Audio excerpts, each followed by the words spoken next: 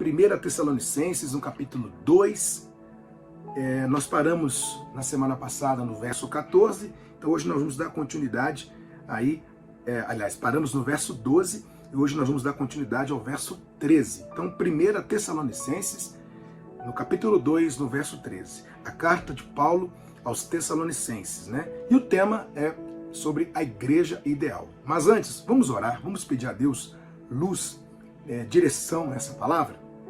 Senhor, fale o nosso coração, queremos ouvir a Tua voz, que através da Tua palavra, Senhor, corações sejam quebrantados, que haja salvação e o Senhor possa nos exortar. Queremos nos alimentar de Tua palavra. Fale conosco, te pedimos e agradecemos. Amém.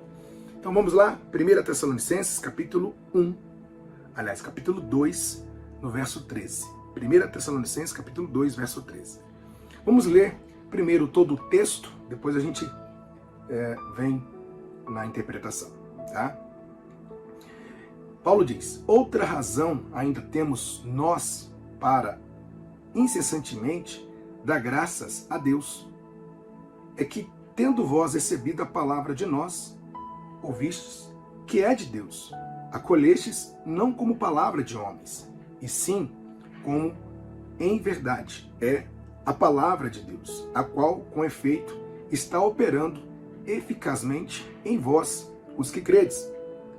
Tanto é assim, irmãos, que vos tornastes imitadores das igrejas de Deus existentes na Judéia em Cristo Jesus, porque também padecestes da parte dos vossos patrícios as mesmas coisas que eles, por sua vez, sofreram dos judeus, os quais não somente mataram o Senhor Jesus e os profetas, como também nos perseguiram e não agradaram a Deus e são adversários de todos os homens, a ponto de nos impedirem de falar aos gentios, para que esses sejam salvos, a fim de irem enchendo a medida de seus pecados.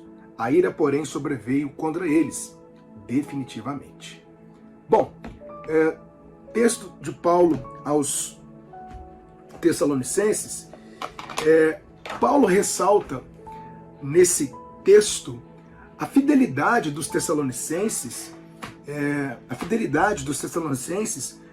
em meio às tribulações, porque todos nós sofremos tribulações, todos nós passamos por aflições, principalmente aqueles que estão em Jesus. E Paulo, ele ressalta aqui a fidelidade dos Tessalonicenses em meio ao período de tribulação, de sofrimento. Por mais que eles sofreram perseguições, tentaram impedir o avanço do Evangelho, e mesmo assim eles permaneceram fiéis. Então vamos ler novamente o verso 13. 1 Tessalonicenses, capítulo 2, verso 13. Olha o que diz: outra razão ainda temos nós para incessantemente dar graças a Deus, é que, tendo vós recebido a palavra de nós, ouvistes, que é de Deus, acolhestes não com palavra de homens, e sim como em verdade, e é a palavra de Deus, a qual, com efeito, está operando eficazmente em vós, os que credes. A explicação diz assim: eles receberam bem a palavra, que operou eficazmente. A obra da palavra, significa, num resumo, salvação, ensino, restauração, libertação, fortalecimento e etc. Ou seja, os Tessalonicenses, quando eles ouviram a palavra, eles receberam bem. Eles receberam bem essa palavra. E por conta disso, quando a palavra boa, trazendo aqui a parábola do semeador, quando a semente cai em boa terra, ela produz frutos. Então, a palavra pregada por Paulo e por outros apóstolos, como Silas, Timóteo, essa palavra pregada, eles abraçaram, eles acolheram bem essa palavra, e por conta disso, se tornou uma igreja forte, um povo forte. E é isso que tem que acontecer. Quando nós ministramos a palavra, quando a palavra é pregada, tudo depende de quem recebe essa palavra. Tudo depende de quem ouve essa palavra. E quando a palavra é bem recebida, o que acontece? Salvação, acontece restauração, né? Reavivamento, fortalecimento, libertação, porque tudo acontece por meio da palavra de Deus. A Bíblia diz que a fé vem pelo ouvir, e ouvir a palavra. A salvação, ela só acontece mediante a pregação do Evangelho. Então, quando a palavra é pregada, ela dá oportunidade àqueles que ainda não estão salvos, àqueles que ainda não conhecem Jesus, ter a oportunidade de conhecê-lo. Mas para isso é necessário receber bem essa palavra. Uma coisa que eu quero ressaltar aqui, que Paulo fala, né? Incessantemente, dar graças a Deus. Ou seja, era uma igreja que estava tão alinhada, né? Especialmente essas pessoas estavam tão alinhadas com o Evangelho que Paulo, ele, de maneira incessante, ele dava graças a Deus por isso. E ficamos felizes quando sabemos que a palavra está produzindo fruto. Né? Quando a palavra é ministrada e ela produz fruto, isso traz alegria ao nosso coração. Eu fico muito feliz quando eu vejo uma pessoa sendo esclarecida pela graça, né? Uma pessoa que foi impactada pelo verdadeiro Evangelho, que estava com a venda nos olhos e hoje consegue enxergar porque a venda dos olhos foi arrancada, né? Aquela pessoa que foi iluminada, a sua mente foi iluminada, houve uma metanoia, né? Porque é isso que a graça faz, a graça provoca uma metanoia, a mudança de mente, né? E, consequentemente, se há uma mudança de mente, há uma mudança de comportamento, uma mudança de vida. E é isso que acontece, né? E no verso 14, está escrito assim: tanto é assim, irmãos, que vos tornastes imitadores das igrejas de Deus, existentes na Judéia em Cristo Jesus, porque também padecestes, da parte dos vossos patrícios, as mesmas coisas que eles, por sua vez, sofreram dos judeus. Os tessalonicenses não foram somente imitadores de Paulo e do Senhor, mas também imitadores das igrejas da Judéia, que haviam sido perseguidas por causa do nome de Cristo. Olha que coisa interessante. Quando chegou a perseguição aos tessalonicenses, eles tinham como testemunho as igrejas da Judéia, não apenas Paulo ou o Senhor Jesus, mas eles tinham também como testemunho, como testemunha, as igrejas da Judéia. Por quê? As igrejas da Judéia também sofreram perseguições, mas permaneceram firmes, permaneceram na rocha. E Deus é tão maravilhoso, Deus ele é tão generoso com a gente, que ele permite os bons exemplos. Ele permite histórias de pessoas que passaram por determinadas situações, porque as experiências dessas pessoas nos ajudam na nossa caminhada de fé. Então, por mais que temos que olhar sempre para Jesus, mas eu dou um conselho para você: olhe para os bons exemplos. Olhe para os bons exemplos, exemplos de pessoas de fé, pessoas realmente que foram alcançadas pela graça, que hoje estão pautadas no verdadeiro Evangelho. Olhe para essas pessoas, olhe para esses exemplos, porque quando nós observamos os bons exemplos, isso nos fortalece. Você vê que aqui os tessalonicenses, eles se fortaleceram olhando para as igrejas da Judéia, né? Eles se fortaleceram olhando para o testemunho de Paulo. Então que possamos ser, por mais que somos insignificantes, somos falhos, somos pecadores, mas que possamos ser testemunhas para essas pessoas, testemunhas para aqueles que ainda não conhecem Jesus, ou aqueles que conhecem estão vivendo os dias difíceis, que possamos ser exemplos de firmeza para aqueles que estão naquela, né, meio barro, meio tijolo, que possamos ser testemunhas vivas do Senhor Jesus nesse mundo, que possamos glorificar o nosso Deus. No verso 15,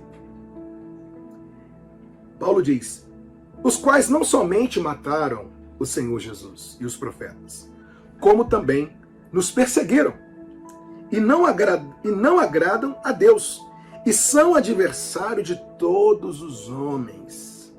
A explicação diz: não há dúvida de que os judeus foram os responsáveis pela morte do Messias, embora os romanos tenham realizado a execução. Foram os judeus que apresentaram a acusação contra ele e exigiram sua morte, assim como haviam matado os profetas. Então, para que você tenha uma ideia, Paulo ele ressalta, né, a morte do nosso Senhor Jesus, que foi provocada pelos próprios judeus. Eles arquitetaram tudo, eles planejaram tudo, por mais que a execução partiu dos romanos, mas todo o plano de traição, todo o plano da morte de Jesus, esse plano foi elaborado pelos judeus. Embora tudo que aconteceu com o nosso Senhor Jesus, a morte dele, a traição, né, tudo que envolveu a vida de Cristo, o período antes da crucificação, a crucificação, tudo isso já estava no plano do Pai, né? Jesus foi enviado para morrer mesmo no nosso lugar. Então tudo aquilo foi permitido pelo Pai. Só que Paulo ressalta que essa perseguição que eles estavam sofrendo, os tessalonicenses estavam sofrendo, estava partindo exatamente dessas pessoas, dos judeus, né? Observando as outras cartas de Paulo, porque muitos estavam se entregando a Jesus, muitos estavam se convertendo, inclusive a carta aos Gálatas, Paulo ele fala sobre aqueles que estavam no caminho da graça, mas estavam sendo atacados pelos outros, com argumentos que eles tinham que voltar, né? E Paulo fala, olha, vocês não podem mais submeter a jugo da escravidão.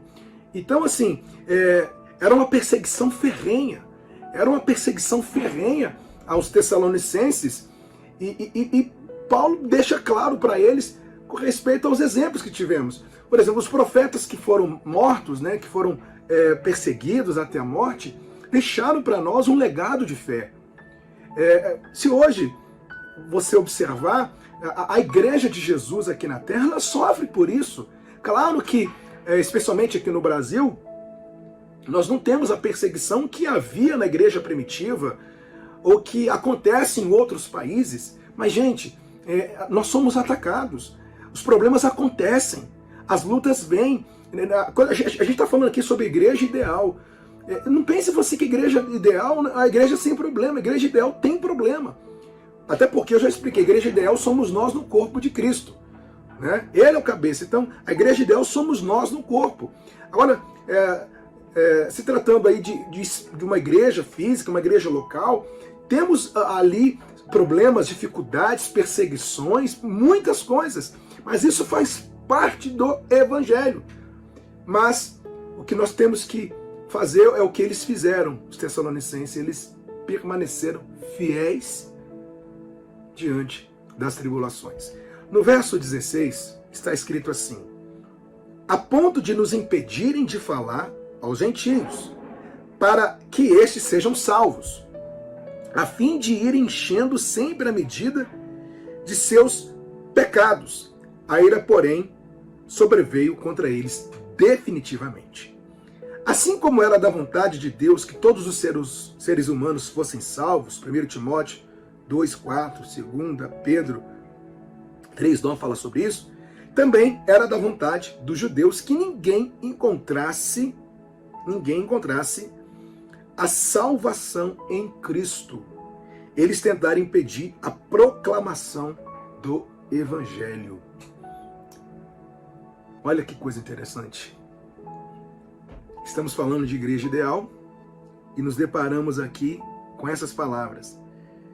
Eles tentaram impedir a proclamação do Evangelho. Isso te faz lembrar alguma coisa? Isso faz você lembrar alguma coisa? Com certeza sim, né? É o que acontece com a gente hoje. Muitas coisas vêm para tentar impedir a pregação do Evangelho. Paulo, nesse texto, né, nesse versículo, ele mostra que a vontade dos perseguidores era que as pessoas não encontrassem a salvação em Cristo.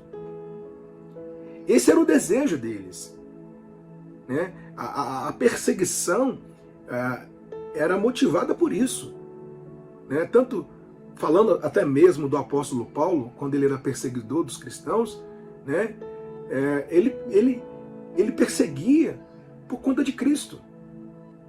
Ele perseguia por conta de Cristo. Mas o que está escrito? Até voltando nas bem-aventuranças, no nosso primeiro estudo aqui, nesse ano de 2023, na quinta-feira.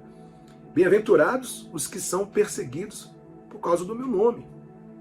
Então, gente, do mesmo jeito que naquele tempo, que naquela época, já haviam os perseguidores, os que tentavam impedir o avanço do Evangelho, isso acontece hoje. Isso acontece hoje. Mas eu quero aqui deixar claro para você que nada pode calar a boca do Evangelho, calar a boca de Deus, nada pode. Só que sempre vai acontecer, sempre teremos as dificuldades para isso. Como, por exemplo, tem coisas que eu não posso falar aqui.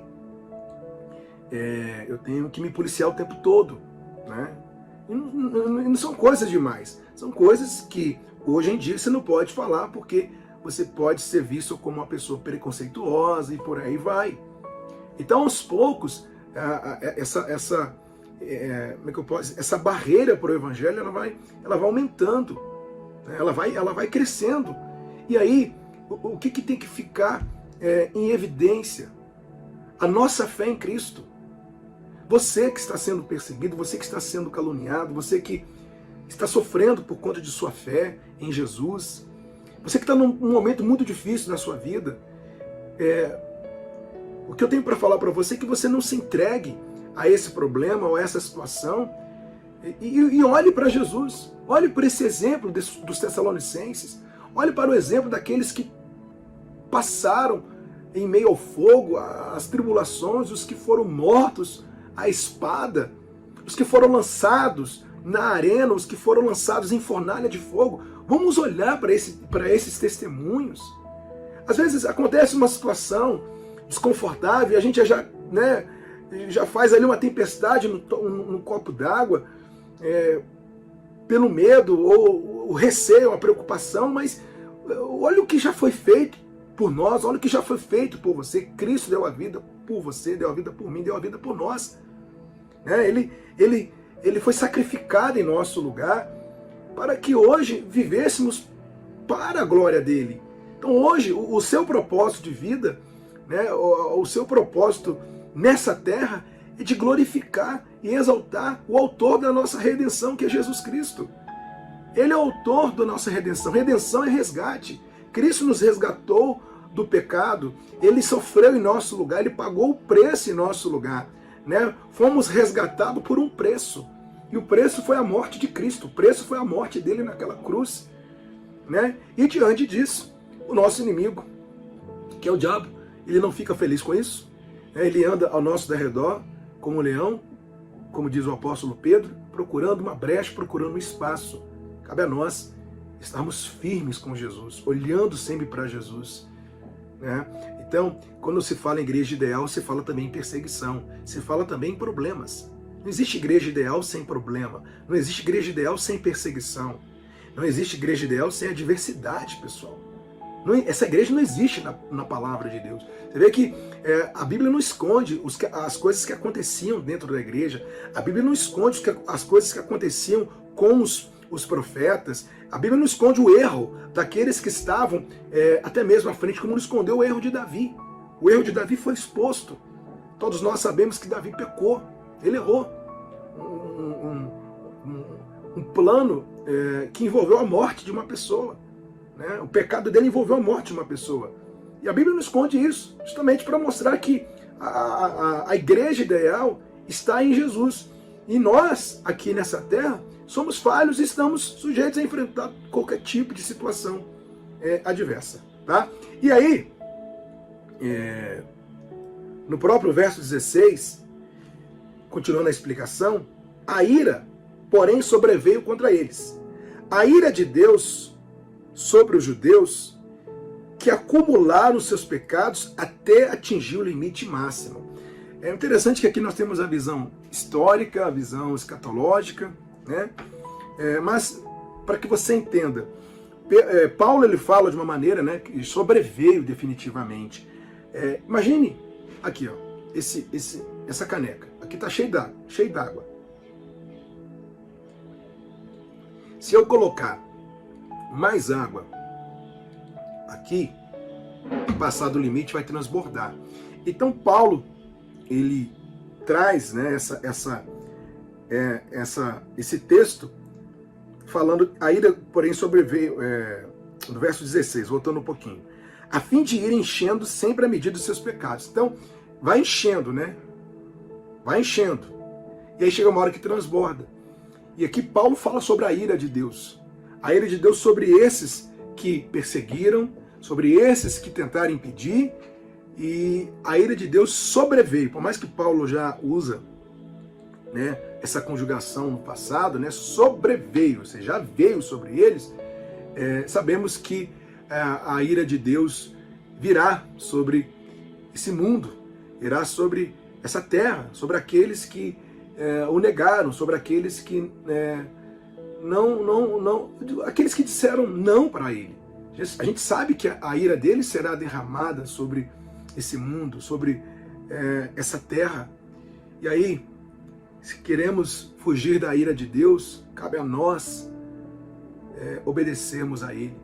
Cabe a nós seguirmos os seus passos, os seus caminhos. Somos salvos pela graça. A graça foi dada a nós, né? A salvação foi dada a nós por meio dela, por meio da graça, para que andássemos nas boas obras, para que andássemos naquilo que é justo, para que andássemos em santidade. Por mais que temos as nossas falhas, as nossas fraquezas, mas aquele que foi salvo, aquele que recebeu o dom gratuito de Deus, certamente anda nas boas obras, certamente anda no caminho da santidade. Por mais que esse erra, esse tropeça, mas, como eu sempre falo, né, o cristão verdadeiro, ele não peca em paz. Há uma diferença entre pecar e pecar em paz. Ele peca, mas ele não peca com paz, porque dentro dele foi plantada a semente chamada graça. E essa graça o leva às boas obras, o leva a ter bons frutos. Né? Se é uma semente, então toda semente produz fruto. E a graça plantada em nós produz fruto, que são as boas obras. Então, nós não somos salvos pelas obras, mas somos salvos para as boas obras. Então, que possamos seguir nessa caminhada com Jesus, né? Enquanto Paulo fala da ira de Deus sendo derramada sobre esses, sobre nós foi derramada misericórdia, e temos que agradecê-lo e vivermos de acordo com o seu querer, de acordo com sua vontade. Tá? Então, essa é a palavra de hoje, né? Hoje é a terceira parte desse estudo, e quero aqui orar por todos, inclusive orar por você que está aí passando por perseguições, por situações adversas na sua caminhada cristã, você que está vivendo dias difíceis, quero orar por você, e orar por você também que deseja seguir com Jesus, você que deseja fazer como os Tessalonicenses, você que a partir de hoje vai abraçar a palavra, né? Eles receberam bem a palavra, essa palavra foi pregada, foi ministrada, cabe a nós, ouvintes, recebermos essa palavra com um coração aberto, com receptividade, né? Receber essa palavra verdadeiramente no íntimo do nosso coração. É isso que nós temos que fazer. Então, se essa palavra foi bem recebida por você, eu tenho certeza que ela, a partir de hoje, vai surtir efeito, vai produzir frutos e mais frutos, porque a palavra de Deus faz isso. Ela endireita, ela conserta, ela converte, e ela é uma semente, ela produz frutos, frutos esses que são para a glória dele. Tá certo? Vamos orar. Ó Deus, obrigado por essa palavra. Obrigado, ó Deus, por mais uma noite. O Senhor fala aos nossos corações. Senhor, eu oro por todos aqueles que sofrem perseguições, aqueles que estão vivendo dias difíceis por conta da fé, por conta de estar em Ti. Senhor, sustente, ó Deus, cada filho seu, cada servo seu, que o Senhor possa sustentar, que o Senhor possa fortalecer, que o Senhor possa conduzir, Pai. Senhor, entrega em Tuas mãos e que o Senhor possa, Senhor, segurar em nossas mãos para que possamos continuar sempre firmes, ó Deus. Do mesmo jeito que as igrejas na Judéia, elas foram testemunhas para a igreja em em Tessalônica, para os tessalonicenses, do mesmo jeito que Paulo e tantos outros foram exemplos, Senhor. Deus, por mais que somos insignificantes, mas queremos ser testemunhas do Senhor nessa terra. Queremos sim, ó Deus, ser testemunhas do Senhor, queremos exaltar o Teu nome, glorificar o Teu nome nessa terra. Então nos conduza, Pai. Ó Deus, eu oro por essa que hoje, ainda até o momento, ela, até antes dessa palavra, estava com o coração obscurecido, o coração fechado, essa que ainda não conhecia a Tua palavra, essa que ainda estava cega espiritualmente, mas que a palavra que foi lançada, foi pregada, ela recebeu bem essa palavra. Deus, que a Tua palavra ela produz frutos, então que de fato, ó Deus, de hoje em diante, haja sim uma mudança na mente, no coração, ó Pai, e que de fato, ó Deus, a vida dessa pessoa possa Te exaltar e Te glorificar. Entregamos, ó Deus, a nossa vida em Tuas mãos. Te louvo e Te agradeço, em nome do Senhor Jesus Cristo. Graças a Deus.